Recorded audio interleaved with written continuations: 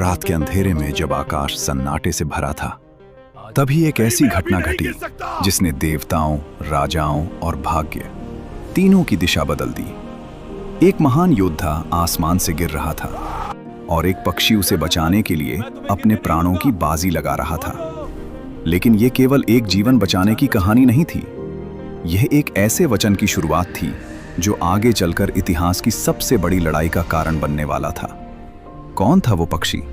क्यों मांगा उसने एक राजा का पुत्र? और कैसे जुड़ा ये सब रावण के अंत से? कहानी अभी शुरू हुई है। देवताओं और दानवों के बीच का वो युद्ध किसी साधारण संघर्ष जैसा नहीं था। आकाश से लेकर पाताल तक हर दिशा में रणभेरी गूंज रही थी। कभी देवता भारी पड़ते तो कभी दानव अपनी शक्ति से पलड़ा पलट देते। दोनों पक्षों की सेनाएं थक चुकी थी, पर कोई भी पीछे हटने को तैयार नहीं था। कुछ दिनों से दानवों का प्रभाव बढ़ने लगा था। उनके प्रहार और अधिक तीव्र और संगठित हो गए थे। देवताओं के राजा इंद्र चिंतित थे। उन्हें लगा कि यदि अब कोई उपाय नहीं किया गया तो देवताओं की हार निश्चित है। तभी उन्हें अपने वीर मित्र अयोध्या के राजा दशरथ की याद आई। दशरथ केवल एक राजा नहीं बल्कि महान योद्धा भी थे। इंद्र ने तुरंत संदेश भेजा, मित्र, हमें आपकी सहायता की आवश्यकता है। दशरथ ने बिना विलंब किए निमंत्रण स्वीकार कर लिया। उनके भीतर युद्ध का जोश और मित्रता का धर्म दोनों जाग उठे थे। वे अपनी सेना के साथ स्वर्ग पहुंचे। उनके आगमन से देवताओं का उत्साह बढ़ गया। युद्ध का नया चरण शुरू हुआ। दशरथ के नेतृत्व में देवताओं ने आक्रमण तेज कर दिया। उनके तीर बिजली की तरह गिरते और दानवों की पंक्तियों को चीर देते। धीरे धीरे देवताओं ने बढ़त बनानी शुरू कर दी। लेकिन दानव भी चतुर थे। खत्म हुआ तेरा। उन्होंने रणनीति बदली। उन्होंने समझ लिया कि इस युद्ध की कुंजी दशरथ है। यदि उन्हें हटा दिया जाए तो देवताओं का मनोबल टूट जाएगा। और तभी युद्ध के बीच एक घातक वार दशरथ पर हुआ। दानवों ने योजना के अनुसार दशरथ को निशाना बनाया। एक साथ कई दिशाओं से हुए प्रहारों ने उन्हें संभलने का मौका नहीं दिया। एक शक्तिशाली अस्त्र उनके वक्ष में लगा और वे संतुलन खो बैठे। क्षण भर में ही उनका शरीर आकाश से नीचे गिरने लगा। देवताओं की सेना स्तब्ध रह गई। इंद्र भी कुछ समझ नहीं पाए। सब कुछ इतनी तेजी से हुआ कि कोई सहायता नहीं कर सका। नीचे पृथ्वी और आकाश के बीच एक विशाल पक्षी उड़ रहा था, जटायु। वो आकाश का प्रहरी था, दूर दूर तक दृष्टि रखने वाला। अचानक उसकी नजर एक गिरते हुए शरीर पर पड़ी। क्या गिर रहा है? पहले तो उसने ध्यान नहीं दिया, ऊंचाई से। लेकिन जैसे ही वो पास आया उसने पहचान लिया, ये तो महाराज दशरथ हैं। बिना एक पल गंवाए जटायु तेजी से नीचे की ओर झपटा। उसने अपने विशाल पंख फैलाए और गिरते हुए दशरथ को अपने ऊपर थाम लिया। यह आसान नहीं था। गति बहुत तेज थी और भार भी भारी। लेकिन जटायु ने हार नहीं मानी। उसने पूरी शक्ति लगाकर दशरथ को सुरक्षित रूप से पृथ्वी पर उतार दिया। दशरथ घायल थे पर जीवित थे। कुछ समय बाद जब उन्हें होश आया तो उन्होंने सामने जटायु को खड़ा देखा। उन्होंने सब समझ लिया। उनकी जान इसी पक्षी ने बचाई थी। उनकी आंखों में कृतज्ञता थी। तुमने मेरा जीवन बचाया है, दशरथ ने कहा।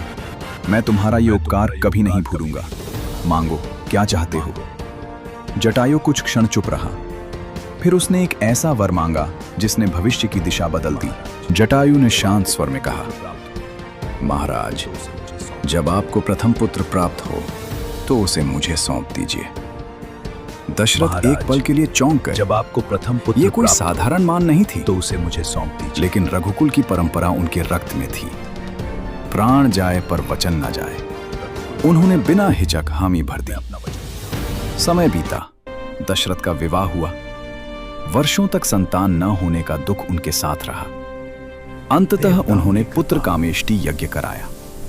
यज्ञ के फलस्वरूप उन्हें 4 पुत्र प्राप्त हुए, राम, भरत, लक्ष्मण और शत्रुघ्न।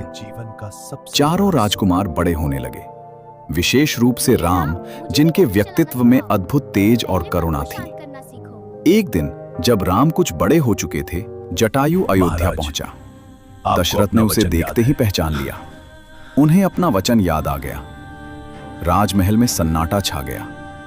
एक पिता के लिए यह क्षण अत्यंत कठिन था, वचन दे दिया, लेकिन उन्होंने अपने वचन का पालन किया। भारी मन से उन्होंने राम को जटायु के साथ भेजने का निर्णय लिया। राम शांत थे। उन्होंने पिता की आज्ञा को ही अपना धर्म माना। जैसे ही जटायु राम को लेकर जाने लगा, तभी एक दिव्य स्वर गूंजा, रुको। ये नारद मुनि थे। उनकी आंखों में गंभीरता थी, जैसे वे आने वाले भविष्य को देख रहे हों। नारद मुनि ने जटायु को रोका और कहा, क्या तुम जानते हो कि तुम क्या करने जा रहे हो? जटायु ने विनम्रता से उत्तर दिया, मैं केवल अपना वर मांग रहा हूं। नारद ने गहरी सांस ली। ये बालक कोई साधारण नहीं है, यही आगे चलकर रावण का अंत करेगा। जटायु चौंक गया। नारद आगे बोले, और जब रावण सीता का हरण करेगा, तब तुम उसे रोकने का प्रयास करोगे। उसी संघर्ष में तुम्हारा अंत होगा और तुम्हारा अंतिम संस्कार स्वयं राम करेंगे। जटायु के मन में द्वंद्व शुरू हो गया। लेकिन यदि तुम राम को अपने साथ ले जाओगे, नारद ने कहा, तो यह संपूर्ण व्यवस्था बदल जाएगी। यह सृष्टि के नियमों के विरुद्ध होगा। कुछ क्षण के लिए वातावरण शांत हो गया। जटायु ने राम की ओर देखा। उस बालक के चेहरे पर एक दिव्य आभा थी। उसने तुरंत निर्णय लिया, मैं विधि के विधान में बाधा नहीं बनूंगा, उसने कहा। वो राम को लेकर तुरंत वापस अयोध्या पहुंचा और दशरथ को सौंप दिया। दशरथ ने राहत की सांस ली और जटायु को गले लगा लिया। उन्हें यह एहसास नहीं था कि यह निर्णय भविष्य में कितनी बड़ी भूमिका निभाएगा। समय बीतता गया। राम बड़े हुए, वनवास गए और अंततः वो क्षण आया जब रावण ने सीता का हरण किया। आकाश में उड़ते हुए रावण अपने रथ में सीता को ले जा रहा था। सीता सहायता के लिए पुकार रही थी।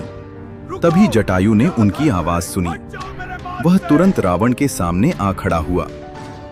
रावण, सीता को छोड़ दो, उसने गर्जना की। रावण हंसा, तुम मुझे रोक पाओगे? जटायु ने बिना उत्तर दिए आक्रमण कर दिया। वह वृद्ध था, लेकिन उसका साहस अडिग था। उसने रावण के रथ को रोकने की पूरी कोशिश की। भीषण युद्ध हुआ। जटायु ने रावण को कई बार घायल किया, लेकिन अंततः रावण ने उसके पंख काट दिए। जटायु धरती पर गिर पड़ा। कुछ समय बाद राम और लक्ष्मण वहां पहुंचे। उन्होंने घायल जटायु को देखा। जटायु ने अंतिम सांसों में सब बताया। सीता का हरण, रावण की दिशा। राम की आंखें भर आईं। उन्होंने जटायु को अपने पिता समान सम्मान दिया और स्वयं उसका अंतिम संस्कार किया। इस प्रकार जटायु ने अपना वचन निभाया और इतिहास में अमर हो गया।